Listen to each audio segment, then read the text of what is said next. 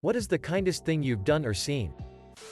I'm epileptic. Once, during a school assembly, I had a seizure. It was pretty bad. 2. When I woke up, the first people I saw were my English teacher. And she was smiling and telling me it would be okay. And my health teacher, who was apparently the first person to run and get me help. I was in a super emotional state after the seizure. And I began to cry and say, "I'm sorry." I was hushed by my teacher and helped down the bleachers by them. My health teacher, my English teacher, my choir director and the school counselor all stayed by me until I got into the ambulance. My literature teacher also ended up sending me a very nice video of her and all of her family wishing me well. Another seizure I had. I was at a con, standing in line to get David Tennant's autograph. I was so excited that I had a seizure, and after I woke up I was wheeled back behind a curtain that was behind the booth. A moment later, David Tennant's agent came up to me and asked me what color pen I wanted. I was confused, but I said black. After he said that, he explained that David wanted to come back and make sure I was okay. Which he did. The first thing he said to me was, "What are you doing falling down on me?"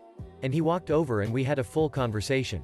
He asked my name, and autographed the book I had brought for him too. I got a picture, a conversation and an autograph from David Tennant. And this was big. I am a huge fangirl for him. All he wanted was to make sure I was okay. I was selling my bike when I was a teen for $30. Got a hit and set up a location. Ended up being greeted by 2 kids on a single bike. One on the pegs. And the kid with the bike bought his friend my bike so they could ride together. I broke my foot while bouldering a week into my semester abroad. I had never been out of the country before, so I was absolutely panicking. A total stranger came right over after I fell. Recorded important info for the paramedics. And spent the next 10 or so minutes while waiting for the ambulance asking me questions about my studies and my research. I'd mentioned I was a student. He asked such thoughtful questions and was so kind and able to calm me down even though I was absolutely freaking out. I absolutely love doing adopt-a families during Christmas. I don't have kids of my own, but I really put a lot of thought into what to get them. These are low-income families. And I always ask for ones with lots of little kids. So I try to pick things that they can get a lot of use out of. I always get loads of books. Especially ones where the parents can interact with the kids. Cookbooks, puzzles, bedtime stories. I go heavy on science books and kits too. Especially for girls. Always gotta get a hula hoop. One of those huge life-size dollhouse castles you can color. And a ton of some sort of age-appropriate building blocks or Legos. I get piles of art stuff and paper. Coloring books. Painting sets. Jewelry kits. All kinds of crafty things. I get them some sort of diary or journal if they're older. Some place secret they can write their thoughts. My most favorite family of them all was single mom who just turned 18. Her son was 3 and she'd moved into her very first apartment. She had nothing but 2 bare mattresses on the floor. One for her and one for her son. She was working a job and was trying to save up for things for the house. Her wish list was heartbreaking. She wanted blankets for them both, a pan to cook with, and a Spider-Man toy for her son. That's it. I was single at the time supporting myself, so I only had a couple hundred to spend. I got her a complete comforter, sheet set, a pillow, and a full set of cooking pans. I found the coolest thing for her son though. It was a fitted sheet that turned your bed into a Spider-Man tent. It was awesome. And then I found a big Spider-Man stuffed toy. Like 2 feet tall. I also found this huge book with over 100 full-length bedtime stories. I got the usual boring stuff. Clothes for her son and a gift card for a holiday meal. But then I found at Target a clearance TV, DVD combo. It was less than $100. I knew money was tight, so I included a note in her Christmas card that she could rent her son videos from the library for free. I would have given anything to see their faces. I really hope she liked everything. I wish that it made a good Christmas for her and maybe made her first Christmas on her own a little more happy. When my wife gave birth to our firstborn, the woman she had shared a ward with while in the early stages of labor had a stillbirth. After giving birth, rather than spending time bonding with her newborn, my exhausted wife gave me our son and spent 3 hours comforting and consoling this woman. Something about the bond of mothers seemed to connect them. The woman and her husband have since become close family friends and had 2 beautiful children after this. They still credit the support we, mostly my wife, gave them in the period of time after the stillbirth, especially in those 3 hours, with helping them get through their grief. The kindest act I've ever seen. Done by the kindest person I've ever met. Edit. Wow, this really did blow up. Thanks for all the upvotes. Awards and kind comments. Means a lot. For all those asking, no, you cannot have my wife. I donated stem cells to a stranger. I matched with them almost a year ago and the procedure was completed in December. It's a very impersonal experience because of the anonymity of it. I didn't know anything about the patient I was donating to and they knew nothing about me. It wasn't until I received a letter from her, this morning no less, that it really hit me how much of an impact it had on her life.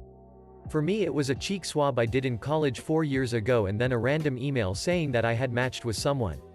It was eye-opening to read her letter because after the pandemic I hadn't really thought about it for a while. Of course, it was a profound experience donating life-saving stem cells to someone. But not knowing where those cells were going after the procedure left me feeling sorta empty. It wasn't until today that I really appreciated it. Edit. Here is the link to the bone marrow registry in the US. Or at least the one that I used, be the match registry. I reached out to dozens of people my dad has known and told me stories about throughout the years, cousins, relatives, co-workers, groomsmen, friends throughout his adult years, friends from childhood, and even from his recently deceased dad before he passed away. I asked them if they could share a memory or picture they had of him. I was overwhelmed by the responses. So many people wrote back. Even people I had missed but had heard about it through the grapevine. It was so kind of those people to dig through their archives and spend the time to do that. I compiled them all into a box and gave it to him for his 60th birthday. My dad and the rest of our family all really enjoyed reading the letters and seeing long-lost photographs. In 6th grade, it was 2 stops away from my stop. A man was just laying on the sidewalk. Our bus was stopped for a long time. I noticed the bus driver wasn't on the bus and I looked outside and the guy was just laying there. Our bus driver is RLLY nice, so her being the nice lady she is, she rushes out of the bus, check his pulse and calls an ambulance. The bad part was some people on my bus were talking shite saying, I bet he overdosed on something, and almost after that my mom comes to pick me up. Turns out the next day our bus driver said, the man from yesterday didn't overdose. He went into diabetic shock. Or I think that's what she said. But she basically saved someone.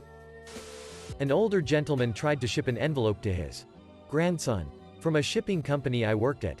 The way he acted and the things he said threw up too many red flags in my head.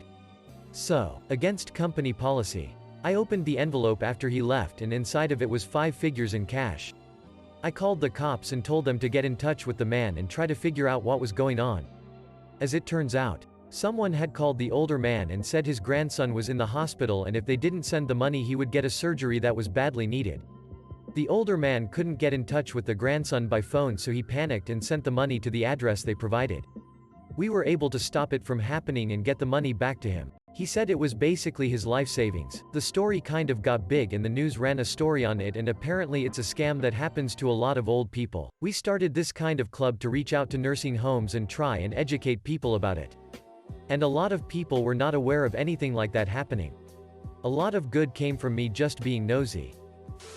I was a server for a while and my coworker was pretty new. They'd sent most staff home because it was late, and how it always happens, we got super busy. My coworker was struggling and got a terribly rude table. They didn't seem to understand that they weren't the only customers in the restaurant and we were understaffed. They made her cry and have a meltdown. We've all been there. So I took over the table and, after they left, put $15 on the table so she would see she got a tip from the table. I never told her I put money on the table for her, and seeing her confidence grow from that was what I was hoping for. Her response after was something like, wow, I must not be as terrible of a server as I thought I was. Maybe I'm getting the hang out it after all. I was talking to some random guy in the bar, and he said he was having surgery the next day and didn't have someone to pick him up after. I ended up driving him there, sitting with him before he went back, calling his parents when he got out, sitting with him in recovery, picking up his post-op meds, driving him home, and making sure he was okay before I left. Never saw him again, and that's okay. Edit. Thanks guys. To answer a couple questions, dude was just grabbing a bite to eat before his cutoff time. His girlfriend had just broken up and moved, and his backup fell through. Guy just needed a hand. Seemed like no big deal at the time. I saw a neighbor boy practicing his jump shot into some tree branches in his front yard. I had a portable hoop in the back from when I moved in that was taking up space, so I walked over and offered him the hoop for free. I only lived there for the next year or two. But it was almost non-stop basketball dribble next door after that. I saw him, his sister, parents, aunts, uncles, even a grandparent or two all take a couple shots at the hoop over time. It felt good to know his family got so much use out of it.